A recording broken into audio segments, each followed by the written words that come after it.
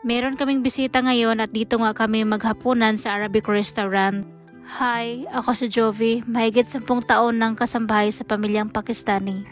Naglalakad kami patungo sa Arabic restaurant, ako, si Jenny at si Madam kasi ang amo kong lalaki nagpa-park pa ng sasakyan. Malayo kasi ang parkingan kaya dito na kami dinadrop ng amo kong lalaki kasi ito na yung restaurant. Ayan, malapit lang kami naglalakad at saka yung parking area ay malayo kaya sabi ni sir ay bumaba na daw kami dito, malapit lang yung lalakarin namin. Maganda ang lugar na ito pero medyo crowded kasi mura daw dito at saka marami talaga mga Arabic na kumakain dito ba. At habang tumitingin kami dito ay sabi ng alaga ko ay dyan kami sa itaas kakain, hindi daw dito sa baba kasi mainit. At ito na nga, nandito na kami sa itaas at tinangnan namin ng sa baba. Sobrang ganda ng view at ito nga, itong amo kong lalaki ay bababa daw siya para sunduin yung mga kaibigan niya ba. At habang nakaupo na kami dito ay nakita ko itong amo kong lalaki, nandyan siya naghihintay kasi sabi ng kaibigan niya ay malapit na daw sila. Pero yun pala, hindi nila alam ang daan papunta dito kaya yan, kahit malapit lang sila ay hindi pa sila nakarating. Yun nga, first time daw nilang pumunta dito at hindi daw nila kabisado yung lugar ba. Mga 15 minutes na yung amo ko dyan sa baba naghintay sa kanyang mga kaibigan pero hindi pa talaga sila dumating at hindi rin tumawag. Kaya naisipan ng amo kong lalaki na umakyat ulit dito sa itaas kasi mainit din sa baba ba. Ayan, si Madam at si Jenny, naghanap na sila kung ano yung order nila pero mamaya pa sila mag-order kapag darating na yung mga bisita. At ito, binigyan kami ng salad, merong chirchir, merong onion, carrot, green chili, red chili. Basta guys, marami yan siya pero hindi namin yan kinakain ng alaga ko kasi hindi kami mahilig kumakain yan ba. At meron ding gimat, yan yung naubos namin ng alaga ko kasi matamis siya. Sobrang sarap niyan guys. At saka naubos namin ng alaga ko yan, yung 2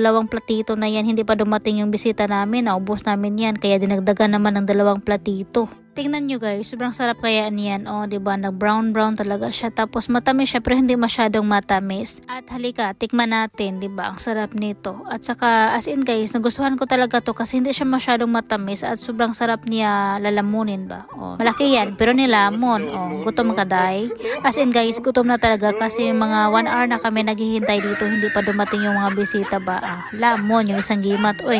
Buti na lang maganda yung tanawin dito at dyan ako palagi nakatingin kasi nga dyan yung daanan ba, baka makita ko na yung mga kaibigan ng mga amo ko na darating. So sobrang tagal namin dito naghihintay. Itong kabilang table, nauna pa kami sa kanila pero nauna na silang lumabas sa amin at tapos silang kumain. Kami hindi pa nakapag-order. Talaga kung magawa. Nakita ko naman itong 4 na pusa, binidyohan ko na din.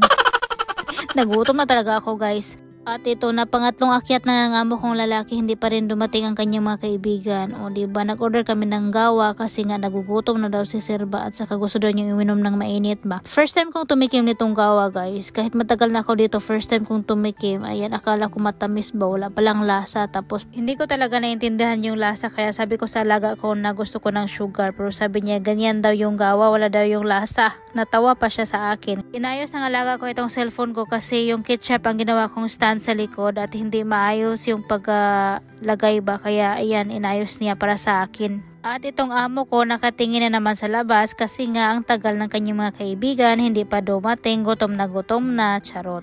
At ako naman itong pabida-bida, ininom ko pa rin yung gawa kahit hindi masarap yung lasa ba. Kaya ayan, guba laging naom. Pero hindi tayo palata dyan kasi gusto man tayong uminom ng mainit kasi ang lamig pa dito sa loob kaya gusto kong uminom ng mainit.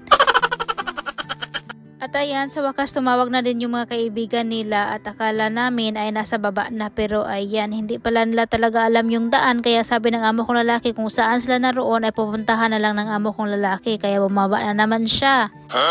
So ayun, sabi ko ay matagalan pa pala to kasi kapag dumating na sila saka pa kami mag-order, o diba? Kaya ngayon, tinikman ko naman yung white onion, o diba? Wala talagang utak, gutom na gutom at kumain pa ng white onion, guba laging now. Tingnan mo be, gamitin mo kasi yung utak mo, alam mong gutom na gutom ka na, kumain ka ng white onion, ang anghang yan, tapos sobrang sakit pa ng kuto-kuto, o diba? At sa wakas guys, dumating na din sila, ayan sila, o yung mga kaibigan ng amo kong lalaki, tapos meron silang 3 anak. Yung kaibigan pala nila ay nagtatrabaho sa embassy.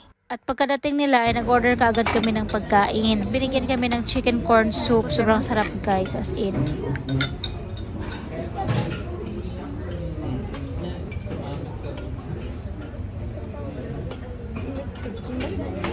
At dumating na ang order namin, merong chicken biryani, chicken matbus, chicken kebab, chicken tikka, rice, at marami pa guys. As in, marami yung kinakain namin kasi gutom na kami no. At pagkatapos namin nagdasal ay nag-start na kaming kumain kasi as in guys, sobrang gutom na talaga. Itong mga bata, mas lalong nagugutom sila kasi nauna pa sila sa amin dito sa city. Pero itong location ng restaurant ay hindi talaga nila alam kasi malayo ito sa parking area. Nakapark na yung sasakyan nila tapos palakad-lakad sila, hindi na nila alam kung saan sila pupunta. Kung hindi sila pinuntahan ng amo kong lalaki ay hindi talaga sila makarating dito sa restaurant. Grabe, diba? Kawawa sila. At ayan, focus muna kami sa kain kasi gutom na gutom na. At thank you Lord, busog na, natapos na kaming kumain at ang natira ay yung matchbox na lang at saka mga roti. Saka yung iba ay ubos talaga. Oy, gutom na gutom kami ay tilok. So yan guys, tapos na. Diyan kami kumain. Diyan, si Madam. Si Madam.